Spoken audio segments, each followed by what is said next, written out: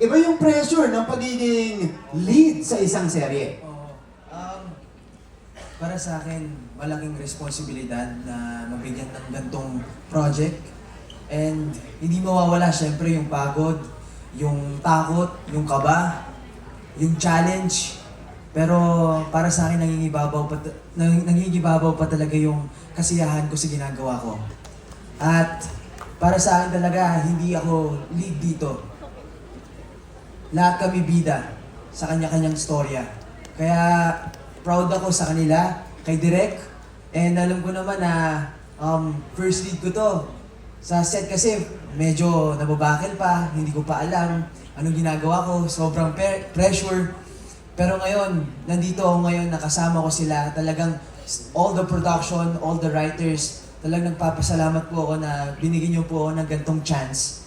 And talagang lubos napapasalamat ko po talaga sa inyo. At gagawin ko po talaga yung makakaya ko para sa Kamao. And nagsisimula pa lang tayo, kaya ayun po, maraming salamat. Kanyari pa isang darang, pero mag-hi ka muna dun sa mga fans mo na pumunta dito. Ayun, hello! Ayan. Thank you sa pagpunta nyo. Talaga, kahapon pa tayo, no? Hello! Diba? Magkabilang side yan. Pero, Andong, this is a special experience for you kasi kasama mo si Sir Roy. Opo. Dito sa show na ito, kasama mo yung tatay mo, ang role nyo, maglolo kayo dito. Kamusta experience? sorry, nakalagay dito eh. Okay na.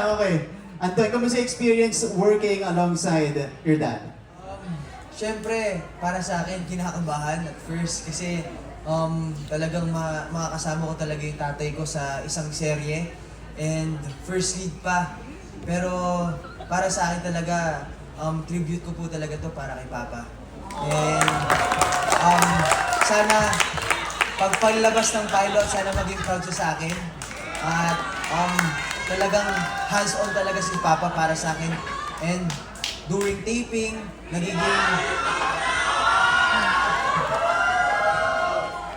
talagang tatay na tatay talaga siya pagdating sa akin. Talagang tuturuan talaga ako. Naging stage father ta. Pero beside that, talagang mahal na mahal ko si Papa talaga. Pagdating sa lahat ng ginagawa ko. And sa sobrang tagal niya na sa industriya, veterano talaga siya. Kaya talagang hinahangaan ko talaga si Papa pagdating sa acting, pagdating sa action. Kaya yun po. Thank you, Anton. Sorry, na-emphasize yung experience sa industry. Sorry, ikaw muna. Ano yung reaction mo doon?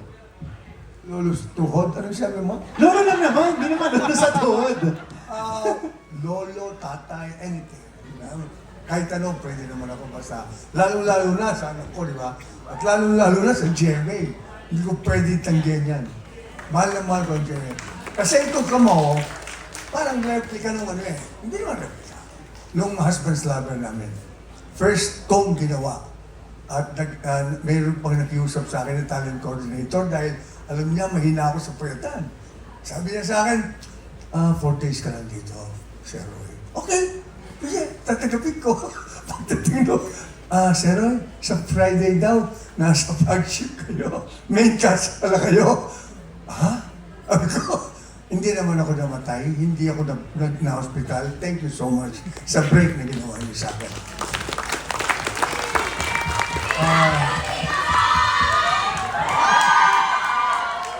Medyo pakiulit ng konti yung tanong mo. Hindi, Kung tama ba yung sinabi ko? Tama naman, Sir Roy.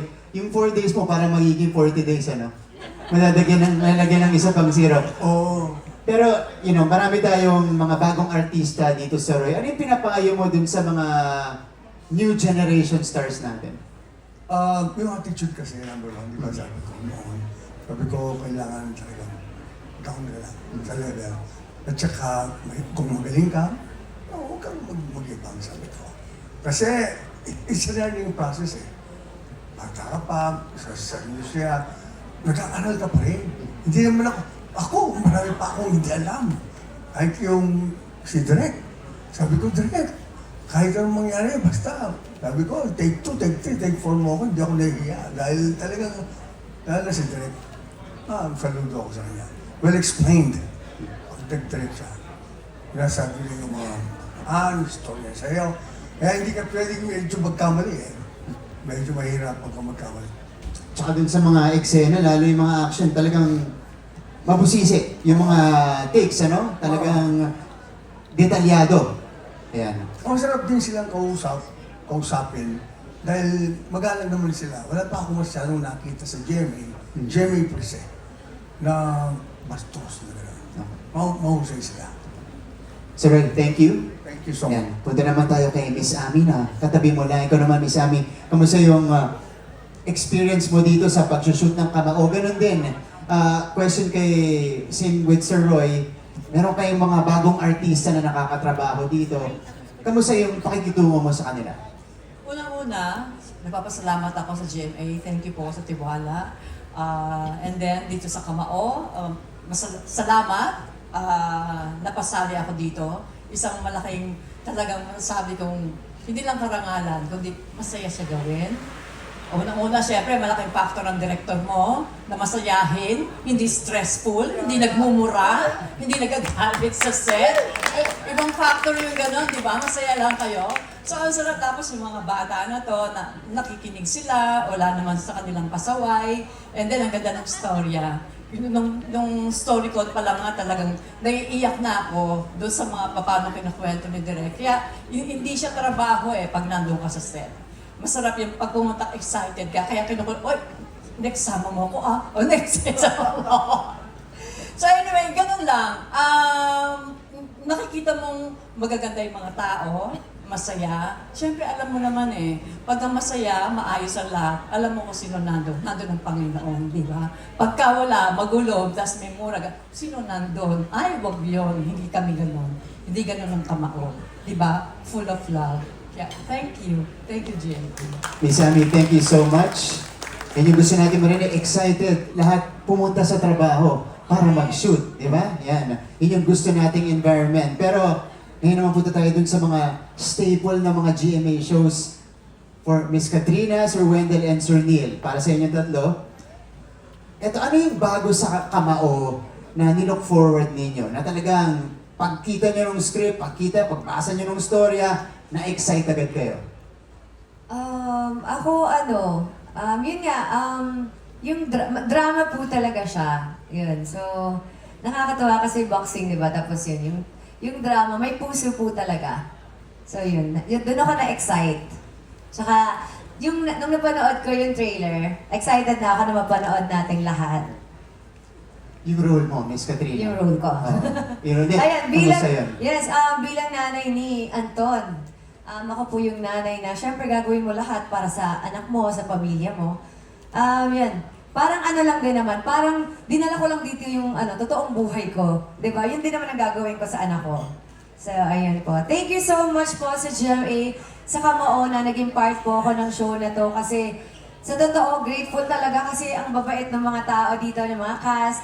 Si Derek, thank you sa pag-guide po sa amin. Salamat, Derek. Di ba, napakasipag po ng aming director. Talagang mabusisi po siya sa bawat script po. Talagang binabantayan niya sa bawat eksena. Thank you, Miss Katrina. Thank you. And Sir Neil naman. Ito, na-excite ka ba? Nandun, yung shooting kasi Yes. boxing Oo. di ba? Doon ka ba na-excite, Sir Neil? Yes, of course. Nung nabigay sa akin yung role na to, to date, ito na yung pinaka-challenging na role na nabigay sa akin. At talaga nagpapasalamat ako sa GMA at pinagkaloob sa akin ng napaka-challenging role na to na kumikiliti sa aking kaluluwa bilang artista.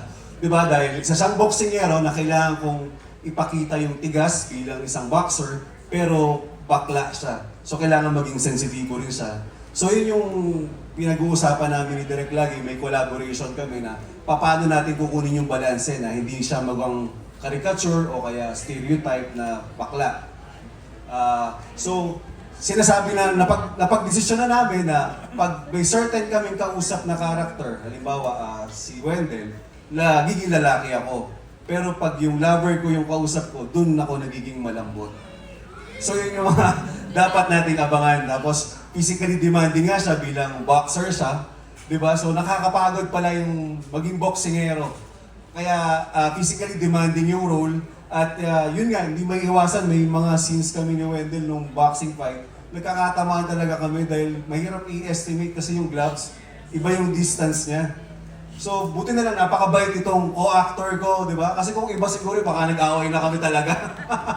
So, tinanggap lang na namin, tapos nung nakita namin yung output ng eksena, sobra kaming naging masaya kahit nakakapagod siya dahil maghapon kami nagbaboxing dun sa scene na yun, na na-witness mo nga. Subuhan, ano? Yes, so, at maraming salamat at maganda yung kinalabasan. Direct, thank you. GMA, salamat ulit at nabigay niyo sa akin ang role na to. Thank you, Sir Neil. Makita niyo kung gaano kakondisyon si Sir Neil at saka si Sir Wendell. Iba talagang pinaghandaan. Ikaw naman, Sir Wenz, saan ka na-excite dito? Yes, halos lahat. And but with regards dun sa ano muna sa question kanina Mark, kung ano yung naramdaman ba namin or na-excite pa kami. Of course, yun yung maganda sa GMA, sa tagal ko nang nagkakaroon ng blessed enough, fortunate na magkaroon lagi ng show dito, hindi tayo napabayaan. Laging bago. So laging bago yung show para sa mga manonood natin. Kaya yung excitement talaga nandun dahil alam kong bukod sa bago sa paningin natin about boxing, about family, hindi lang tungkol sa labanan, kundi tungkol sa labanan ng buhay. So ito, bago na naman na sigurado na talagang mayayakap ng mga manonood natin. Kaya I'm so blessed talaga, I'm blessed siguro lahat din sa amin to be a part of this new show na pinag-isipan ulit, pinag-igihan ulit ng ating mga butihing mga creative team, sila Ma'am Suzette, of course, Ma'am Deno, sa lahat po, Ma'am Reg, magandang magandang araw po.